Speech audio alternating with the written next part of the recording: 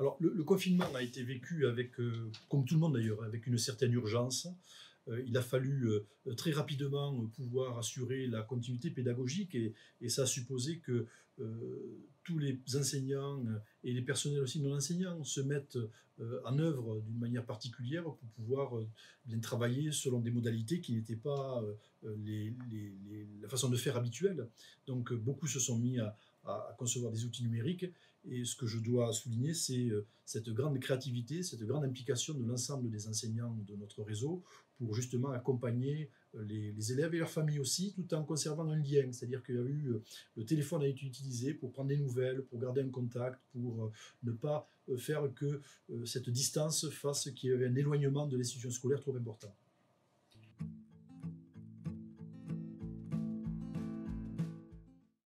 Alors c'est vrai que cette rentrée, elle est marquée par l'incertitude liée à l'évolution de la crise Covid-19 et à ses implications. Est-ce qu'il y aura un reconfinement? Est-ce qu'il y aura à nouveau de l'enseignement à distance, etc. Donc nous, on a deux grandes catégories d'enjeux qui contiennent des enjeux autres, bien sûr, mais la première, c'est d'assurer la sécurité sanitaire des élèves accueillis et des personnels. Voilà, donc on a vraiment une attention toute particulière pour accueillir dans des conditions sanitaires les plus sécurisées possibles. Et pour cela, on a une application très rigoriste du protocole qui a été fourni par le ministère de l'Éducation nationale. Donc on s'engage là-dedans pour assurer la sécurité. Le second enjeu, c'est de prendre conscience qu'en fait, les élèves qui reviennent à l'école, quel que soit leur âge d'ailleurs, eh bien, ils reprennent l'école après une longue interruption.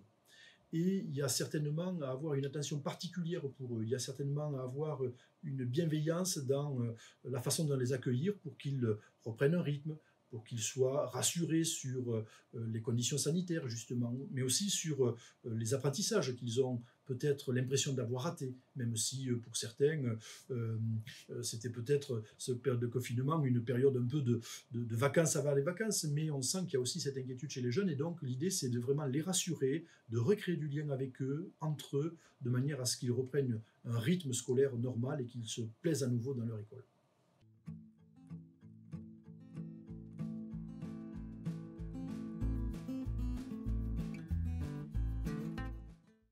Alors des mesures, oui, et puis surtout on va capitaliser sur l'expérience du premier confinement, où, comme je le disais en début d'interview, les choses se sont faites avec une certaine urgence, mais il y a un retour d'expérience. On a vu aussi ce qui a été des outils très utiles, très efficaces, ce qui l'est moins. Donc l'analyse a été faite de cette pratique vécue pendant le confinement, et on est prêt aujourd'hui à se remettre en ordre de bataille si jamais il fallait avoir une continuité pédagogique en dehors de l'école ou un enseignement hybride qui partagerait tant en présence à l'école plus tant à distance. On a les outils et cette expérience du confinement qui nous prépare d'une manière particulière, je pense, pour pouvoir répondre utilement aux jeunes et aux familles.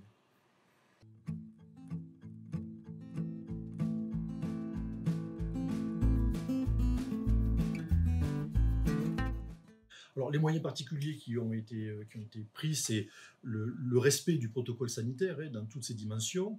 Ça ne va pas sans poser quelques difficultés, notamment parfois pour l'activité restauration, parce que le protocole sanitaire prévoit un certain nombre de règles qui sont parfois très contraignantes compte tenu des espaces physiques qui sont à notre disposition dans certaines de nos écoles.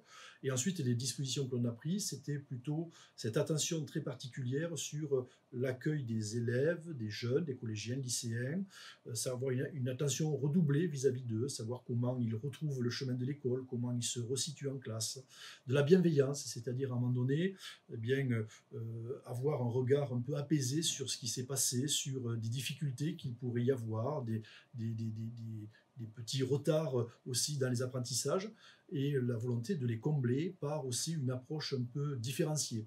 On va faire pas du sur-mesure pour chaque élève, mais on va s'efforcer quand même de regarder là où il y a des renforcements à mettre en place, de manière à pouvoir reprendre le rythme normal de la scolarité, conformément au programme qui doit se dérouler normalement.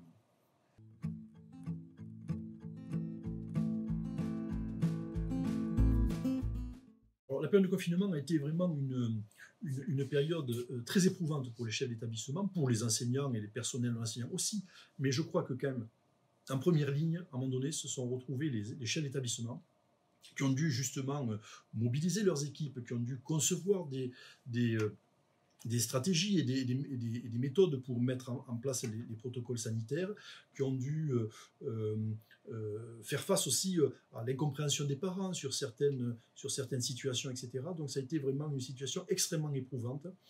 Ils sont arrivés au début de l'été épuisés pour l'essentiel, mais avec cette envie quand même de toujours bien faire. Et à la rentrée, on les a retrouvés vraiment debout comme un seul homme, avec l'envie aussi et l'engagement à réussir cette rentrée et assurer la sécurité et l'accompagnement efficace des élèves qui leur sont confiés. Mais c'est vrai qu'ils ont été à un moment donné très impactés par cette crise et épuisés par tout ce qu'il y avait à faire, à imaginer et à mettre en œuvre dans des conditions très difficiles.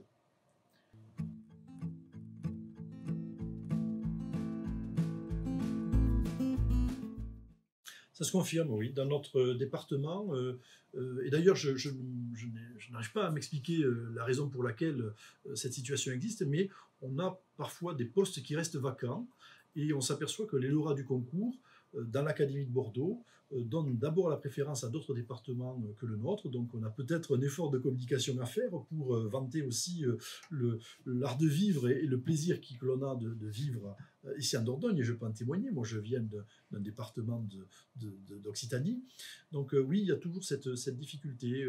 Il y a beaucoup de candidats, mais peu d'élus. Donc il y a aussi un niveau d'exigence et peut-être des candidats pas suffisamment préparés, qui ne connaissent pas suffisamment le métier, qui au final n'arrivent pas à décrocher ce concours. Quant à une désaffection des vocations, oui, elle existe, mais elle est différente selon si l'on regarde pour devenir professeur des écoles ou plutôt enseignant dans une discipline du second degré. On sait qu'il y a certaines disciplines qui peinent à recruter, que ce soit les mathématiques ou d'autres, etc. Et c'est vrai qu'il y a peut-être à revaloriser ce métier d'enseignant. Voilà, il y a peut-être une revalorisation salariale et on sait que les enseignants en France sont certainement les moins bien payés d'Europe, donc il y a peut-être quelque chose à faire. Et peut-être il y avait aussi à un moment donné une perte de considération et d'autorité de l'enseignant qui faisait que la considération par les familles vis-à-vis de ce métier était moins forte qu'auparavant. Je pense que la crise du Covid et le confinement a certainement permis de redécouvrir ce métier.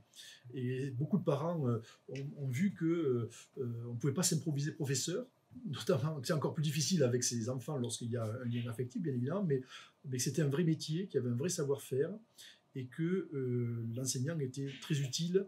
Et même si les moyens numériques ont été utilisés, ils seront utilisés aussi de manière importante si jamais le confinement devait se renouveler. Mais on a vu que quand même la relation interpersonnelle, la relation d'un enseignant à l'élève était quand même un des facteurs clés de succès pour la réussite scolaire.